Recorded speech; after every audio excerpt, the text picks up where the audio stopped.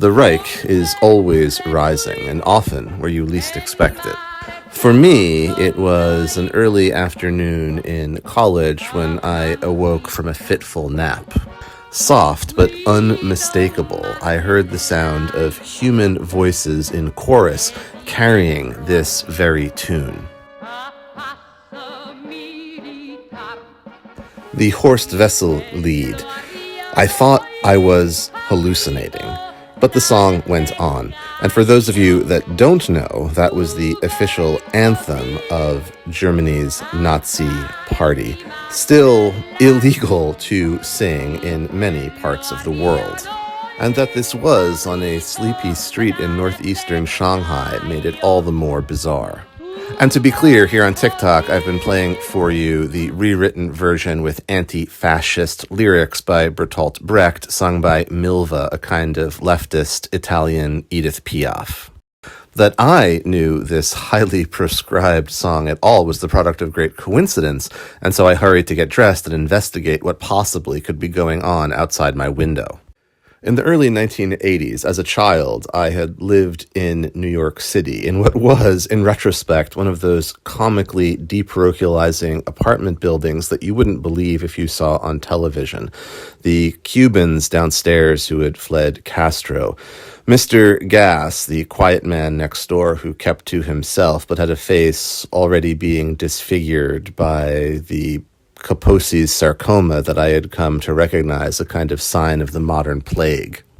And across the hall there were the Koffs, an elderly, childless couple who nevertheless loved children, the Mrs. and even more the Mr., who always wore long sleeves and used to talk wistfully about Vienna and how beautiful it had been before the war.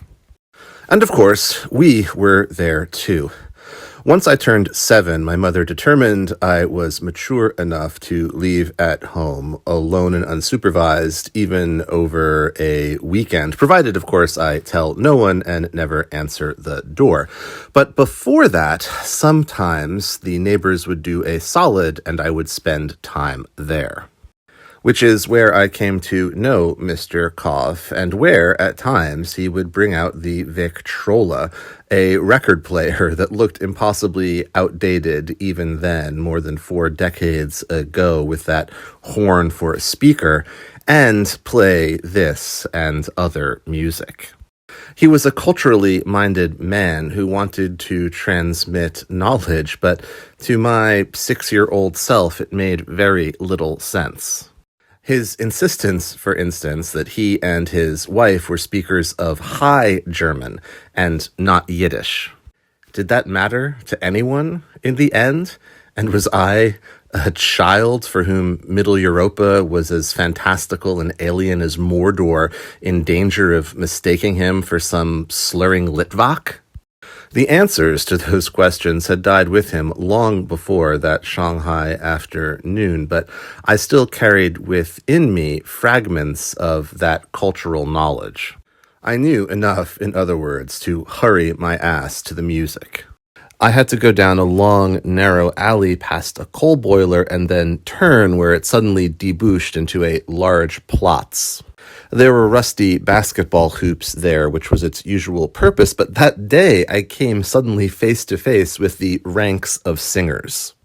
There were about 60 of them, Koreans, part of a foreign student group at Fudan University that had been organized by the Sokagakai, a kind of Buddhist organization.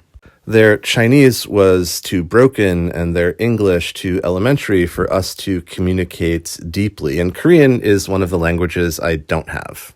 But basically, their story was that they had gotten and were practicing a bunch of international songs, and in the spirit of that brotherhood, invited me to join them in singing those. Some gulfs can't be bridged, though, and in that moment they felt even more distant to me than Mr. Koff had years before. So I declined, but I did take a few steps back to watch. I don't know if any of you have seen Der Fuhrer's Face. It's a 1943 Disney short where Daffy Duck joins up with the Reich. Worth watching and funny, probably not appropriate for your kids, but I felt almost like I was inside that cartoon. So they rehearsed and sang on with the lyrics about fighting and bondage and liberation, the building blocks not so different from other songs. Some passers-by would look and smile, seeing, hearing, maybe, just a sweet international sing-along.